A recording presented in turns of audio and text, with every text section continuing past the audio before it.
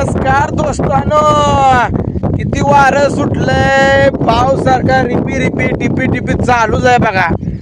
असल्या पावसात तुम्हाला सांगतो शेळ्या घेऊन आलो या. शेळ्या हिवराच्या झाडाखाली काय उभा राहिली त्या, आता खायला त्या थोडी रापाडी वायशी वाढली की बघा झाडा या सावलीला उभा राहायची. काय सांगायचं तुम्हाला, लय बेकार अवस्था झाल्या राव पावसानं. मोठा पाऊस ना हो, बारका टिपी टिपी टिपी टिपी टिपी नुसता पाऊस यायला लागलाय बघा.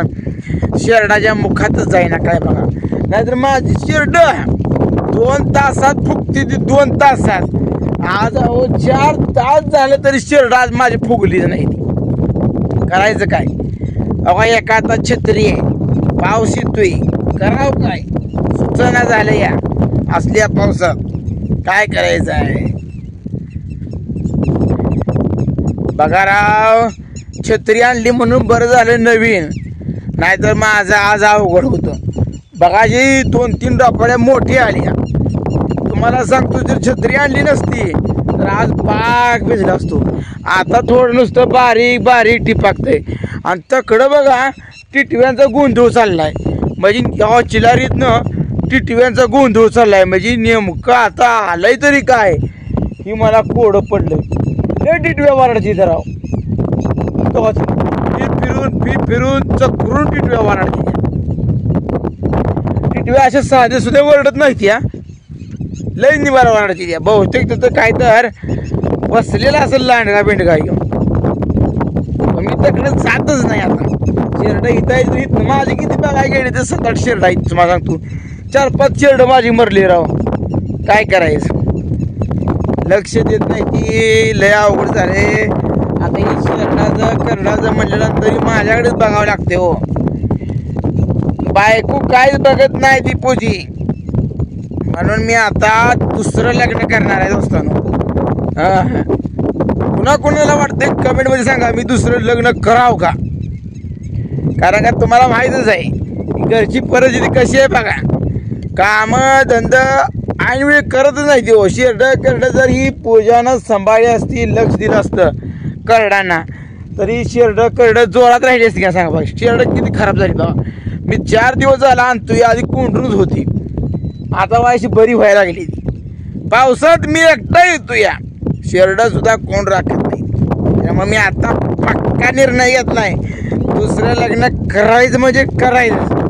आज जाणार होतो पोरगी बघायला, पण काय झालंय माहिती आहे का, या पावसाने केलाय घाणा, त्यामुळं कुठं जाया येत नाही. गाडी नाही, गाडी तकडच आहे अजून. मग आपल्या साध्या गाडी पावसात जाऊन काय भिजायचं आहे का सांगा बरं. लय अवघड काम आहे हे. शेळ्या आता मस्तपैकी आता हिंडायला लागल्यात तुम्हाला सांगतो. ध्यान द्यावं लागतं या छत्री ही कोपऱ्यात जाम धरावं लागते. वारं बी सुटते हो. मला वाटतं पुणे, मुंबई, नागपूर, रत्नागिरी, सिंधुदुर्ग इकडं पाऊस 100% असणार आहे. आणि त्यामुळंच इकडे नुसतं गारवं सुटले. गारवं तर इतकं लागतंय दोस्तानं, लय गार हवा लागते. कुडकुडलोय मी, थंडीनं गाराटलोय राव. छत्रीच्या अन्न वारं तेवढं लागत नाही. छत्री धरली गार वार लाग. अहो माझं काळी सुद्धा फुगलंय राव. आता जाऊन घरी चहा करून प्यावास असं वाटायला लागले. आता आज घरी माणसं बी आता यायला लागली बघा. आजच्यापासून जी लांबची माणसं होती ती आजपासून आता यायला चालू. संध्याकाळपर्यंत जरा बरीच जण येतील. उद्या सकाळ काय येतील बघा. काय करायचं आज छत्रीनं घेऊन सुद्धा थोडं गाराटायला लागलोय. आणि गार हवा लागूनच पाणी कसरत पिणं. पाणी आज शिल्लक आहे. आज आणलेलं पाणी सुद्धा संपलं नाही. कसं संपलं सांगा बरं तुम्ही. गारटच आहे तर. आणि आज शेळ्या सुद्धा पाणी पेल नाही बघा. हवा तुम्हाला दाखवतो. शेळ्या कसं गवत खाते, मस्तपैकी गवत खाते. खायला लय माझ्या शेळ्या चांगल्या आहेत या, पण ह्याला फिरवायला माणसंच नाही ती राव. काय सांगायचं आहे, बायकून घरात सगळा खेळ चालू केलाय. पण मी सुद्धा आता नमत नाही राव. मी सुद्धा आता दुसरंच लग्न करून दाखवणार म्हणजे दाखवणार. आणि तयारी जोरात चालाय राव. तुम्हाला सरप्राईज देणार आहे मी, सरप्राईज. एका 2 दिवसात तुम्हाला सरप्राईज नक्की भेटणार. वाट पाहत राहा.